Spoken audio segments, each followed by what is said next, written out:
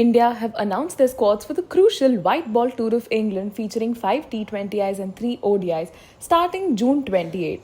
Harmanpreet Kaur's side demonstrated clinical dominance in the recently concluded tri-series against Sri Lanka and South Africa, clinching the trophy with commanding performances.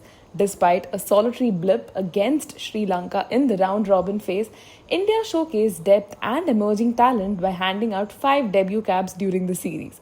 With the Home World Cup later this year and the T20 World Cup in England next year, all eyes are on Harmanpreet Kaur and her squad as they look to fine-tune combinations. Harmanpreet Kaur will lead both the ODI and the T20I squads with Smriti Mandhana as her deputy. The biggest talking point? The return of Shafali Verma in the T20I format. After being dropped last November, Shafali Verma forced her way back with a standout Women's Premier League season, scoring 304 runs at a strike rate of 152.76.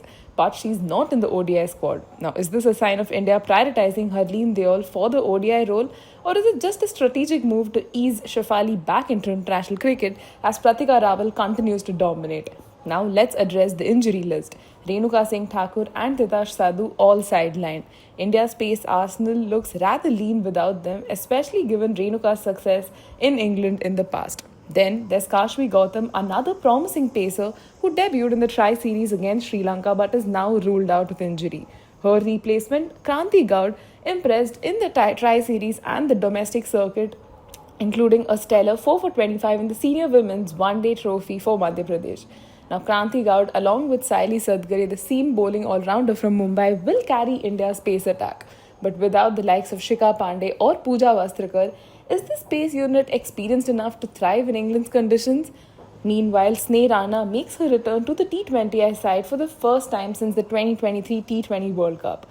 With her all-round skills, she will look to anchor the middle order while providing crucial overs in the middle phase. And then there's Sri Charni and Shruti Upadhyay, two spinners who were handed their debut caps in Sri Lanka. They've retained their places in both formats and could be vital, especially with conditions in England expected to offer some turn. It is still baffling why Priya Mishra and Tanuja Kanwar continue to miss out and probably reflects on the think tank keeping them not in the scheme of things. Now here are some key points to ponder as we look ahead to the series. Why haven't we received solid updates on the injury timelines for Renuka, Asha, Pooja, Shreyanka and Titash?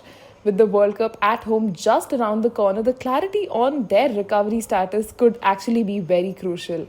With Pooja Vastrakar also missing out, how does India's pace attack measure up against England's experienced lineup? And why hasn't Shikha Pandey been considered despite her experience?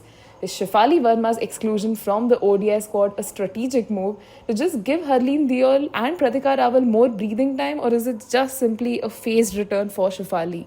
Now, Sneh Rana's comeback continues as she reclaims her T20I spot. With her experience in English conditions, how much of a role can she play in the middle orders? Only time will tell.